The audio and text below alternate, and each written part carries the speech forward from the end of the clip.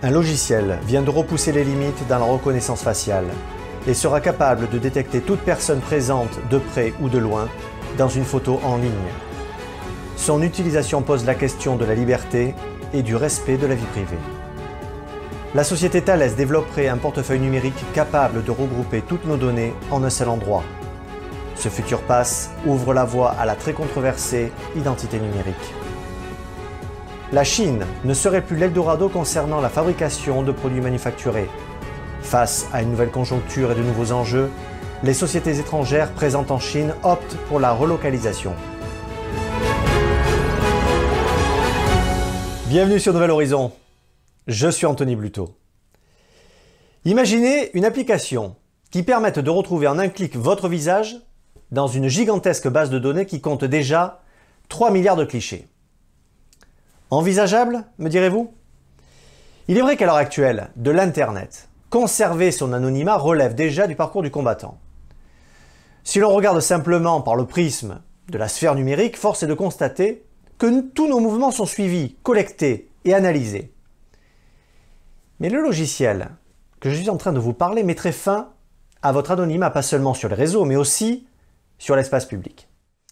Son nom, Clearview AI. Cette start-up américaine a développé une technologie de reconnaissance faciale qui repousse les limites en matière de traitement d'images et pour le coup, soulève une foule de questions d'importance. Et pour cause, la Chine s'en servirait déjà pour identifier et surveiller les Ouïghours.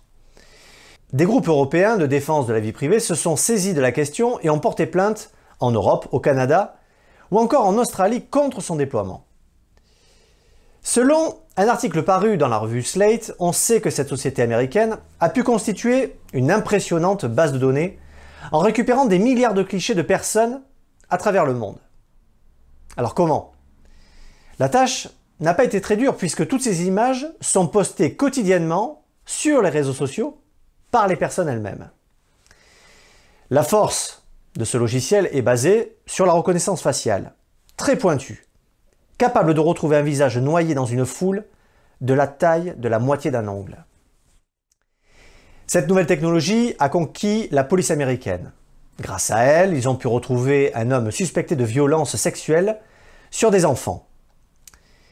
Maintenant, reste à savoir si l'utilisation de ces 3 milliards d'images couplées à la vidéosurveillance intelligente est légale. Si on considère les contestations juridiques de la CNIL en France ou de l'Organisation de protection des données au Royaume-Uni et d'autres plaintes internationales, la réponse est non. À cela s'ajoutent bien sûr les controverses quant à l'utilisation de la technologie de reconnaissance faciale.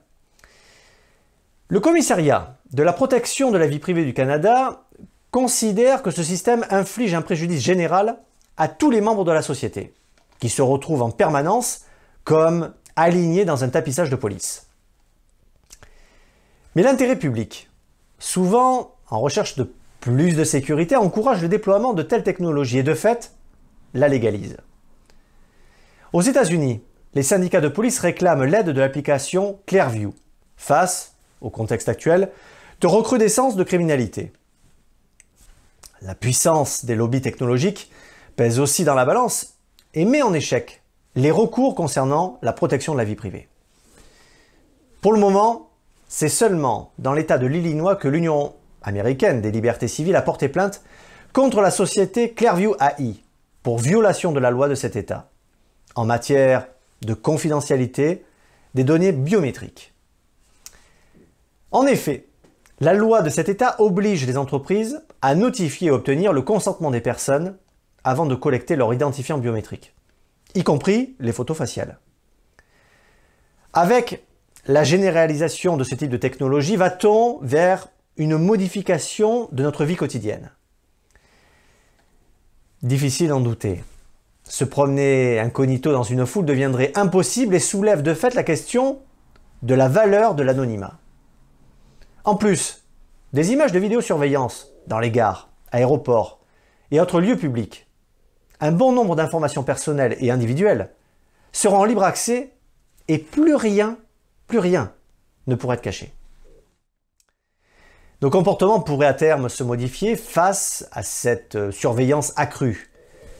Si les gens peuvent apprendre des choses sur vous au premier coup d'œil, vos études, votre travail, votre situation financière, votre histoire personnelle, vos appartenances politiques et religieuses, quelles conséquences cela aura-t-il sur leur façon de vous aborder?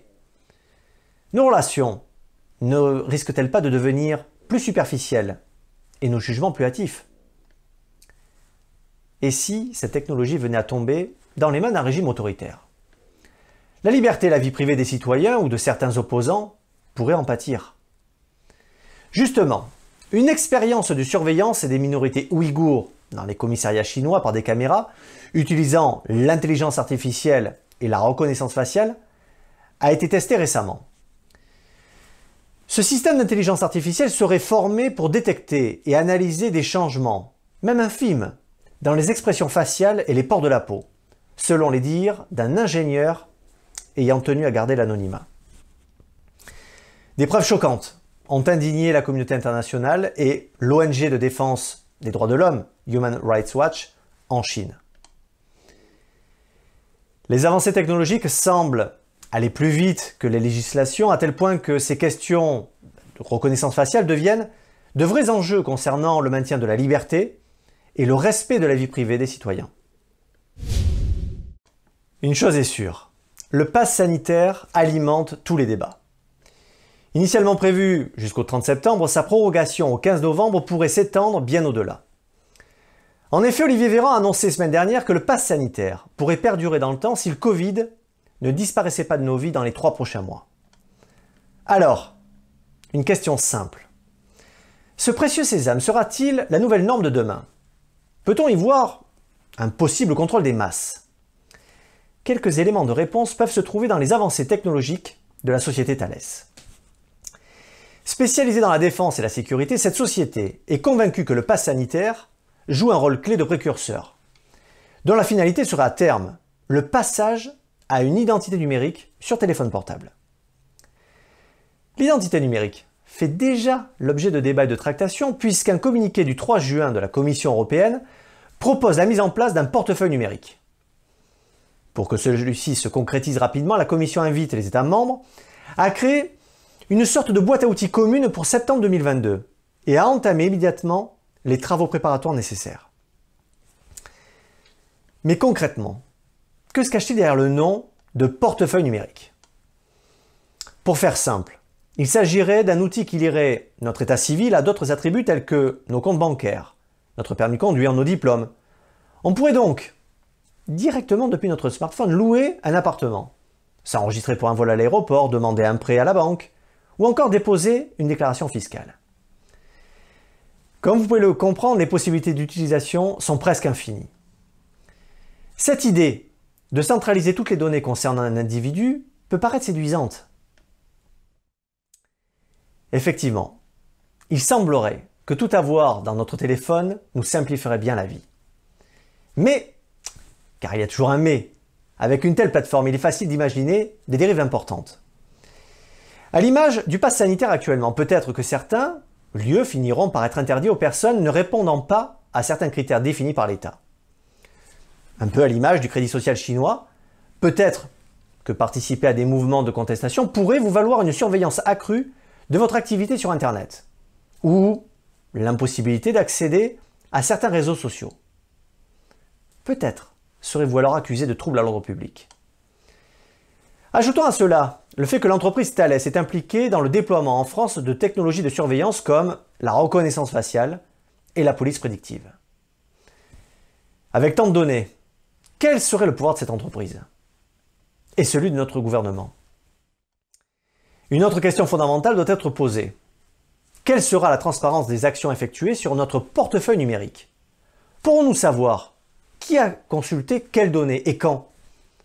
Pourrons-nous choisir quels documents nous rendront visibles ou pas? La Commission européenne affirme qu'il importe d'assurer la transparence des moyens utilisés et des données collectées.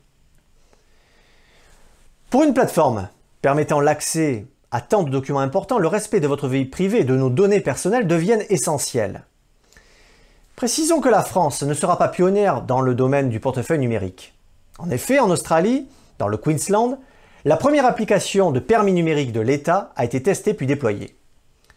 La Floride est également sur le point de franchir le pas. Pure supposition.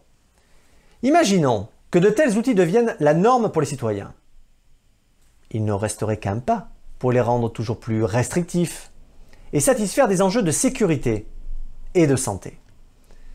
Heureusement, cela reste du domaine de la supposition et de l'imaginaire.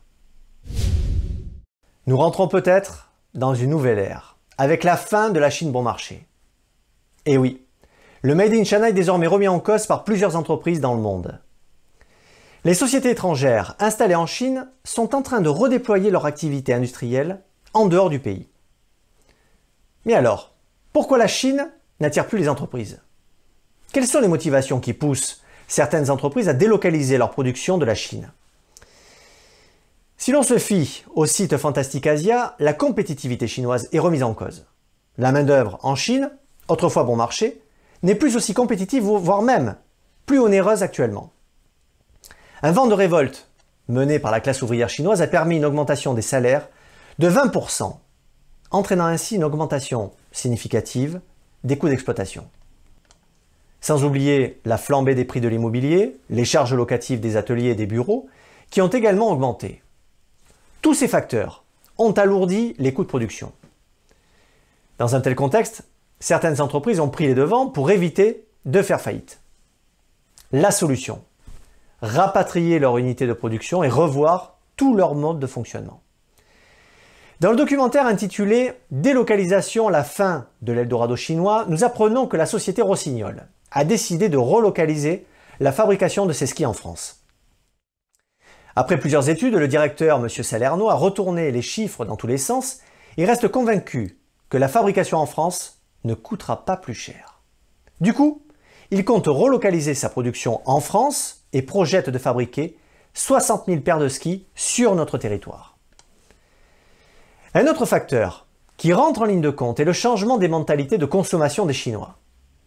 Les bourgeois chinois ne veulent plus consommer leurs produits made in China, ils préfèrent imiter les occidentaux et consommer des produits de luxe, comme la cosmétique, l'alimentation, l'habillement, qui sont directement importés en Chine. En matière de politique environnementale, les autorités chinoises deviennent de plus en plus exigeantes dans le domaine de l'écologie. Ces nouvelles méthodes draconiennes n'encouragent pas les entrepreneurs. Désormais, les responsables chinois imposent la mise en place de lois de conformité pour protéger l'environnement, ce qui augmente les coûts opérationnels des entreprises. Sans oublier la délocalisation qui est davantage contrôlée. Les autorités chinoises se montrent de plus en plus restrictives à l'égard des entreprises étrangères qui s'installent en Chine. Rappelons que pendant des années, la Chine a bénéficié d'un transfert de technologie. Mais aujourd'hui, elle préfère encourager ses ressortissants à investir dans d'autres pays et encourage ainsi ses ambitions expansionnistes. Elle encourage également la délocalisation de ses industries lourdes, en particulier le domaine de la sidérurgie, ce qui lui permet de réduire sa pollution atmosphérique en délocalisant ses gaz à effet de serre. Il ne faut pas oublier que le conflit commercial Chine-USA est plus que dévastateur. Cette nouvelle guerre économique est en train de prendre forme. Les États-Unis et la Chine appliquent des taxes exorbitantes sur l'exportation mutuelle. À l'exception de quelques médicaments et minéraux, les États-Unis taxent la totalité des importations chinoises, ce qui ralentit considérablement l'économie chinoise, qui perd en compétitivité et en attractivité. Selon le site Business Marché, c'est la mauvaise qualité des prestations, les coûts cachés et le pillage qui ont poussé certaines entreprises à la délocalisation de leur production. Edmond Cassapian, le PDG de Geneviève Le Thu, fabricant-distributeur spécialisé dans les arts de la table, tire un bilan amer de sa production en Chine. Il déclare « Nous constatons des problèmes dans chaque container en provenance de Chine. Nous étions confrontés chaque jour davantage à des problèmes de qualité avec les fabricants chinois. L'exécution des commandes n'était pas toujours respectée. » Pour réaliser des économies, cette entreprise s'est vue depuis 3 ans revenir au bercail. 90% des produits fabriqués et commercialisés par Geneviève Le Thu proviennent de France ou d'Europe. Bien entendu, les coûts de production sont de 15 à 20% plus élevés qu'en Chine, mais plus de casse et de pillage intellectuel. la notoriété du Made in France reste une valeur sûre. La Chine semble perdre son leadership comme usine du monde. Cette nouvelle situation pourrait créer à terme des zones d'instabilité sur son territoire et saper ses ambitions affichées d'hégémonie mondiale. Merci d'avoir suivi Nouvel Horizon. Prenez soin les uns des autres et restez libres.